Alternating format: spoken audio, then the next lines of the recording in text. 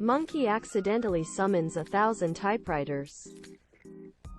Note: these events are based on a true story, but have been tweaked for storytelling, dramatic effect and protecting the identities of the guilty. At my company, we work with a lot of data. Real thick data. Exabytes of the stuff.